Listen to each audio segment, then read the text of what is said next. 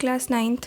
Today we will do the exercise portion of chapter 2, that is matter around us pure. आज हम question answers करेंगे इस chapter के. So these are the questions given in your NCERT books. So let's do them one by one. Question number 1 is, which separation techniques will you apply for the separation of the following? ये following में बहुत सारे mixtures दिए हुए हैं आपको A to J, और इनके लिए आपसे सेपरेशन टेक्निक्स पूछी है कि कौन सी टेक्निक से आप इन्हें सेपरेट कर सकते हैं. सो A is given sodium chloride from its solution in water. Sodium chloride that means NaCl को आपको उसके सॉल्यूशन को वाटर में से सेपरेट करना है, तो इसके लिए हम इवापोरेशन टेक्निक का यूटिलाइज़ करेंगे. So the answer of A would be evaporation. B is ammonium chloride from a mixture containing sodium chloride and ammonium chloride. Ammonium chloride को आपको सेपरेट करना है. उस एक मिक्सचर है जिसमें सोडियम क्लोराइड है और अमोनियम क्लोराइड है, यानी अमोनियम क्लोराइड होता है NH4Cl और सोडियम क्लोराइड होता है NaCl. तो आप इसे सेपरेट करेंगे सब्लिमेशन के प्रोसेस से. सब्लिमेशन के प्रोसेस से इसे हम इजीली सेपरेट कर सकते हैं. नेक्स्ट इज़, बिकॉज सब्लिमेशन का प्रोसेस इसलिए यूज़ किया गया है इसके अंदर बिकॉज ये जो सॉल्यूशन है उसके अंदर दोनों का जो टेम्परेचर है, बॉइलिंग पॉइंट है, वो डिफरेंट होता है, इसलिए मेल्टिंग पॉइंट भी डिफरेंट होता है इसलिए. C is small pieces of metal in the engine oil of a car के इंजन ऑयल में से आपको मेटल के स्मॉल पीसेस को सेपरेट करना है. तो इसके लिए आपको जो मेथड यूज़ कर, let us take a look.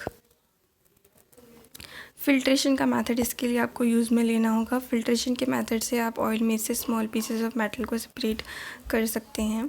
Then D is different pigments from an extract of flower petals. Flower petal में से फ्लावर पेटल्स का एक्सट्रैक्ट है, डेट मीन्स सॉल्यूशन है एक, उसमें से आपको सेपरेट करने हैं अलग अलग पिगमेंट्स को. तो इसको आपको क्रोमेटोग्राफी के मेथड से सेपरेट करना होगा. E is butter from curd में से बटर सेपरेट करना है, तो ये सेंट्रीफ्यूगेशन के मेथड से होगा. हमने एक्टिविटी भी की थी इसकी. ऑयल फ्रॉम वाटर आप डिस्टिलेशन प्रोसेस से कर सकते हैं. और हमने स्टॉप कॉक का यूज़ किया था एक एक्टिविटी में, हमने स्टॉप कॉक का यूज़ किया था. तो इसके लिए आप फ़नल, जो सेपरेटिंग फ़नल है, उसका यूज़ करते हैं. तो answer of F would be separating funnel. Here it is given,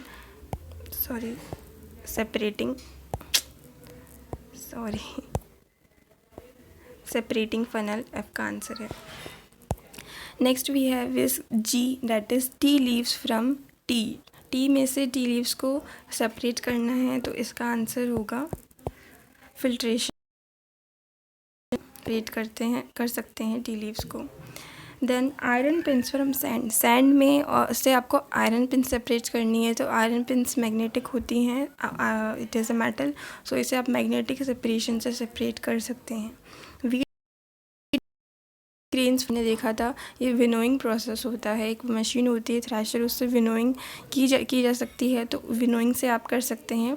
और एक और मेथड आप इसमें यूज़ कर सकते हैं, डैट इज़ सेडिमेंटेशन आप इसमें कर सकते हैं. Then last is fine mud particles suspended in water के अंदर से फाइन मड पार्टिकल्स जो सस्पेंडेड है उन्हें सेपरेट करना है. तो इसको आप सेडिमेंटेशन से कर सकते हैं, प्लस डिकंटेशन से भी कर सकते हैं. डिकंटेशन एक प्रोसेस होता है जिसमें कोई भी सॉल्यूशन है जिसमें कोई प्रेसिपिटेट है, ऑलरेडी प्रेजेंट है, या फिर कोई ऐसा प्रोसेस है जिसमें मड पार्टिकल्स जो हैं वो अपना प्रेसिपिटेट बना चुके हैं, सेटल डाउन हो चुके हैं. तो उसमें जो ऊपर जो प्योर लिक्विड बन जाता है, लिक्विड पोर्शन बन जाता है, उसे डिकेंट कहते हैं. तो हम उसे एक फनल में डाल करके सेपरेट कर सकते हैं. Let me just show you a picture for this.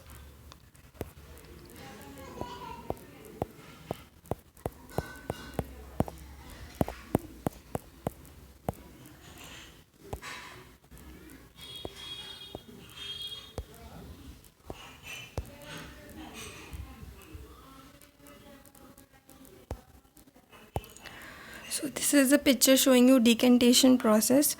और इसमें आप देख सकते हैं कि जैसे इस पिक्चर में आप देख सकते हैं यहाँ पर जो ऑलरेडी सेडिमेंट था एक, तो हमने जो लिक्विड था उसको सेपरेट कर लिया, तो ये डिकेंट आ गया। इस तरीके से हम सेपरेट कर सकते हैं। Now question number 2 is write the steps you would use for making tea. Use the words solution, solvent, solute, dissolve, soluble, insoluble, filtrate and residue. आपको स्टेप्स लिखने हैं, जिस तरीके से आप टी बनाएंगे उसके स्टेप्स आपको लिखने हैं, और आपको वर्ड्स का यूज़ करना है। जैसे कि आपको यूज़ करना है सॉल्यूशन वर्ड का, सॉल्वेंट का, सॉल्यूट का, डिज़ोल्व का, सॉल्युबल का, इनसॉल्युबल का, फिल्ट्रेट और रेसिड्यू। तो इन अदर वर्ड्स आपको साइंटिफिक लैंग्वेज में टी बनाने के स्टेप्स लिखने हैं। So let's look at this. Take a cup of water in a container as solvent and heat it. आपको एक कप ऑफ वाटर लेना है कंटेनर में एज सॉल्वेंट और उसे हीट करना है। Add sugar in it which is solute. Sugar add करनी है जो कि सॉल्यूट है, और फिर इसको हीट करना है जब तक वो डिज़ोल्व होती है, डेट मीन्स मिल जाती है। You get a solution of water and sugar. आपको वाटर और शुगर का सॉल्यूशन मिल गया। Sugar is soluble in water completely. Add half a teaspoon of tea leaves. It is soluble in water. It is insoluble in water. आपको फिर tea leaves add करनी है जो कि यानी चाय पत्ती ऐड करनी है जो कि वाटर में insoluble होती हैं। Boil the content. Add milk which is soluble in water. Milk add करना है। Milk is already we know that it is soluble. फिर इस सॉल्यूशन को अगेन हमें बॉयल करना है। Filter the tea. That means हमें छानना है। And help the strainer with the help of strainer की हेल्प से हमें फ़िल्टर करना है इसे। The T collected in cup is filtrate and the tea leaves collected on the strainer is residue. तो जब हम छानते हैं उसे, जो कप में जो टी कलेक्ट होगी वो फिल्ट्रेट होगी, और जो छन्नी के अंदर बच जाएगी वो रेसिड्यू होगा। नेक्स्ट क्वेश्चन नंबर 3 इज़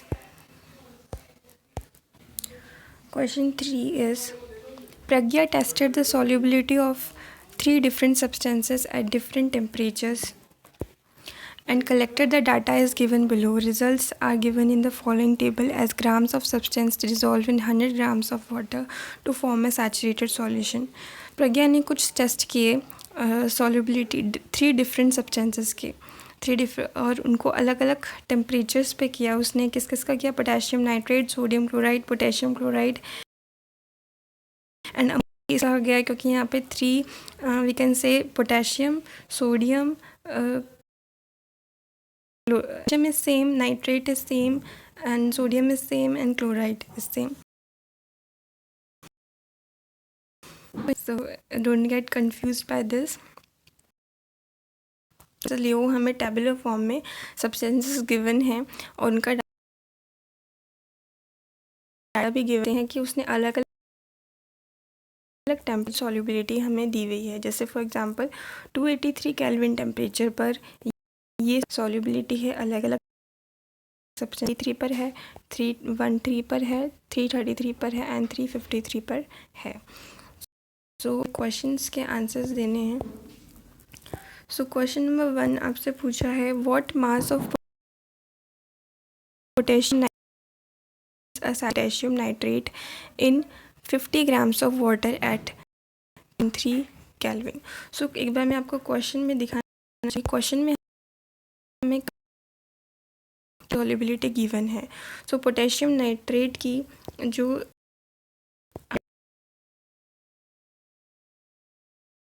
जो गिवन है, यानी कि यहाँ पे आप देख सकते हैं 313 पर पोटेशियम नाइट्रेट की जो सॉल्युबिलिटी है। अब हमसे पूछिए 50 ग्राम्स के लिए। 50 ग्राम्स के लिए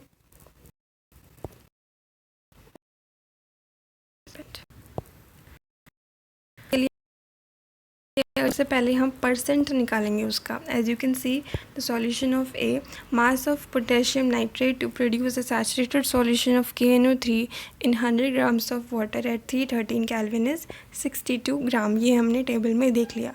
अब हमें 50 ग्राम्स के लिए पूछा है, तो सबसे पहले हम परसेंट निकालेंगे। तो 62 डिवाइडेड बाई 100 करें, मल्टीप्लाई कर देंगे जैसे कि यहाँ पे किया हुआ, तो ये हमें 50 ग्राम्स के लिए आंसर बताएगा grams. Next question we have is Pragya makes a saturated in water at 353 Kelvin and leaves the solution to cool. What would she observe the solution cools explain. Pragya ने एक सैचुरेटेड बनाया पोटेशियम क्लोराइड का, उसे cool होने के लिए रख दिया रूम टेम्परेचर पर। उसने कूल करने पर crystals of potassium chloride form, यानी उसका क्रिस्टलाइजेशन प्रोसेस हो जाएगा। Next is find the solubility of each salt at 2 solubility at this temperature। सो इसमें हम देख लेते हैं क्या है। आपको 293 केल्विन पर इसके सॉल्युबिलिटी बता, ज़्यादा किसकी वो बतानी है। तो सबसे ज़्यादा सॉल्युबिलिटी अमोनियम क्लोराइड के गिवन है यहाँ पर 37 डेटिस। तो आपको आंसर के अंदर यही लिखना है, हाँ, पूरे सब्सटेंसेस को ऐसा लिखना है और उनकी सॉल्युबिलिटी आगे लिख देनी है।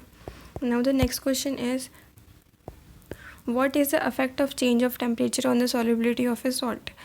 टेम्परेचर का, चेंज ऑफ टेम्परेचर का क्या असर पड़ता है सॉल्ट की सॉल्युबिलिटी पर। तो इसका आंसर ये है कि जैसे जैसे हम टेम्परेचर को इंक्रीज़ करते हैं सॉल्युबिलिटी भी इंक्रीज़ हो जाती है। On increasing the temperature solubility of a salt increases. This is the answer. Now next question is explain the following giving examples. Example के साथ में आपको ये सब एक्सप्लेन करना है। Number 1 is saturated solution. Saturated solution क्या होता है। In a given solvent when no more solute can dissolve further at a given temperature is called saturated solution.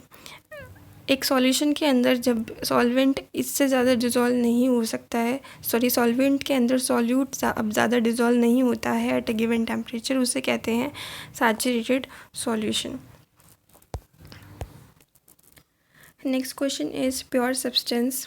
A pure substance consists of a single type of particles, example gold and silver. So now C is colloid. A colloid is a solution in which the size of solute particles are bigger than that of a true solution. Colloid solution वो solution होता है जिसके particles की size true solution से बड़ी होती है। These particles cannot be seen with our naked eyes. ये naked eye से नहीं देखे जा सकते हैं। ये stable होते हैं। That means अगर थोड़े टाइम तक आप इन्हें settle down करने के लिए रखेंगे तो वो settle down नहीं होगा। Example है ink and blood. Next is suspension. ये एक हेट्रोजीनियस मिक्सचर है जिसके अंदर सॉल्यूट के पार्टिकल्स इतने बड़े होते हैं कि वो सेटल डाउन हो जाते हैं। That means it is highly unstable. Example is chalk in water and paints. Next question number 5 is classify each of the following as a homogeneous और heterogeneous mixture. Soda water, wood, air, soil, vinegar, filter, tea, इनको आपको separate करना है homogeneous और heterogeneous. तो homogeneous में आप लिख देंगे soda water, vinegar, filtered, tea, ये होमोजीनियस मिक्सचर है। जबकि हेट्रोजीनियस में आते हैं wood, air and soil. Next is question number 6 how would you confirm that a colourless liquid given to you is pure water. अगर आपको कलरलेस लिक्विड दिया जाए तो आप कंफर्म कैसे करोगे कि वो प्योर वाटर है। By finding the boiling point of a given colourless liquid, if the liquid boils at 100 degree Celsius at atmospheric pressure then it is pure water. हम उसका बॉइलिंग पॉइंट फाइंड करके ये पता लगा सकते हैं कि कलरलेस लिक्विड प्योर है या नहीं। अगर वो 100 डिग्री सेल्सियस पर एटमॉस्फेरिक प्रेशर में नॉर्मल एटमॉस्फेरिक प्रेशर पर बॉईल हो जाता है तो वो प्योर वाटर है। ऐसा इसलिए बिकॉज प्योर सब्सटेंसेस का फिक्स्ड मेल्टिंग और बॉइलिंग पॉइंट होता है। Next question we have is question number 7 which of the following materials fall in the category of a pure substance. इनमें से कौन सा प्योर सब्सटेंस की कैटेगरी में आता है।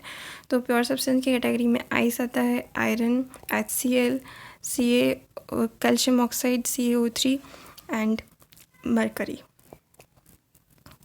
So these are the substances which occur under pure substances.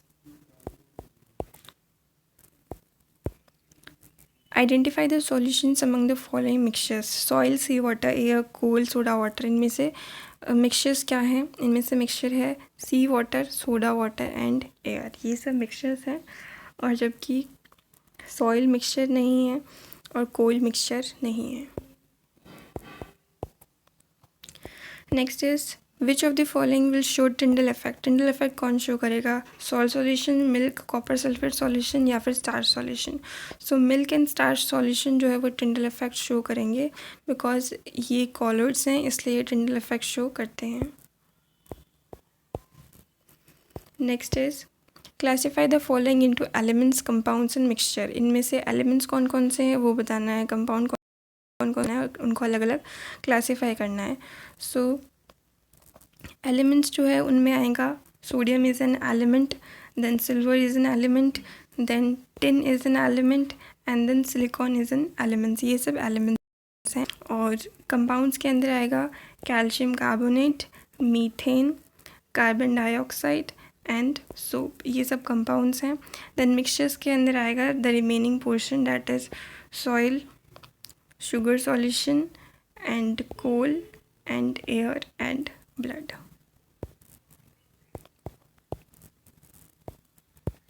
Which of the following are chemical changes? Growth of a plant, rusting of iron, mixing of iron fillings in sand, cooking of food, digestion food.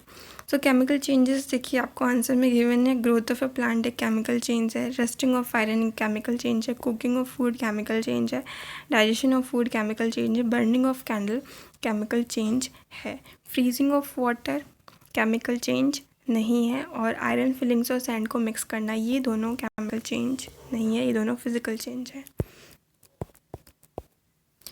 So this was about the exercise. We have done the exercise. आपको ये exercise अपनी copy में करनी है, और ज़रूरी नहीं है कि जिन बच्चों को मैं पढ़ाती हूँ जिनसे मेरा स्कूल से कांटेक्ट है सिर्फ वही इस वीडियो को देख सकते हैं। कोई भी इस वीडियो को यूज़फुल है वो इसे देख सकते हैं। और आपको कैसा लगा ये वीडियो कमेंट सेक्शन में ज़रूर लिखना है। किसी क्वेश्चन में दिक्कत है तो वो भी आप लिख सकते हैं, and I will try to solve it. And thanks for watching. Have a nice day.